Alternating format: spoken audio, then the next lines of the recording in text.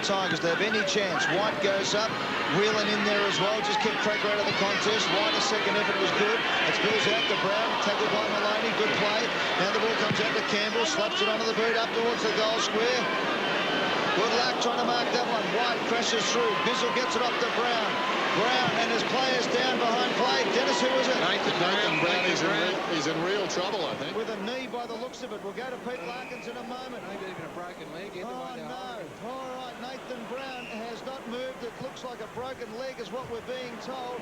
There's Nathan Brown. Calling for stretcher. Oh, no, that's terrible.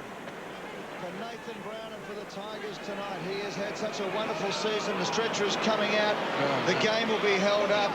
And Dr. Peter Larkins comes into it. Nathan Brown is second on the Coleman medal coming into tonight with 32 goals. Let's have a look here. Nathan Brown, the smother, was it? Oh, jeez.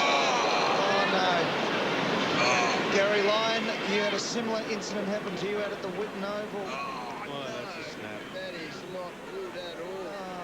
That is just as bad as it gets.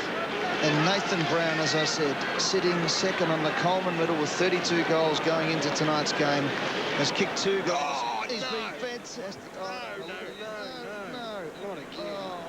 That looks like some sort of compound fracture. Oh, gee whiz. I don't have to show that. He's a pretty tough character, isn't he? I mean, he's amazing. not grimacing too bad. He's just sucking it all in and say, right, relax. I know what's happened here. Could be well in shock. Pete Larkins, Pete, you're down there. I don't know if you can see anything that's happened there, Peter. You just got to look. He is in shock. That's a double break. It looks like a full tibia and fibula break. They don't get any worse than that. I mean, just look at the look on his face now. But I mean, it's almost a shock situation without the pain. But just looking at that replay, and Gary, you were calling, you could see the actual ankle separate from the lower leg.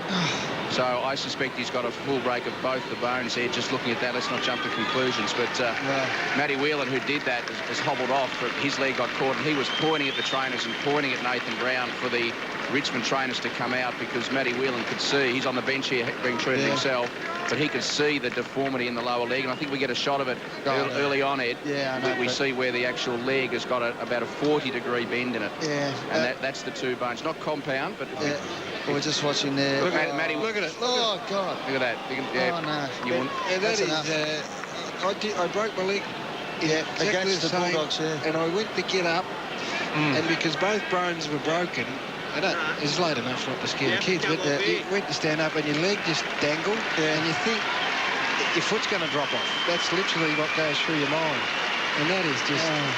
So, Pete, what do? They give him the breath painkiller? You'd expect that inhaled painkiller. Look, he hasn't got it. You know, the Penthrox, which the AFL clubs have all got on the sidelines when the pain is severe. I mean, Brownie's there with his, he's resting his own head between his hands, and the doctor's keeping the leg straight. The doctor's straightened up the leg. Just look at Brownie there. I mean, you wouldn't know he's got 2 broken bones in the leg, would you?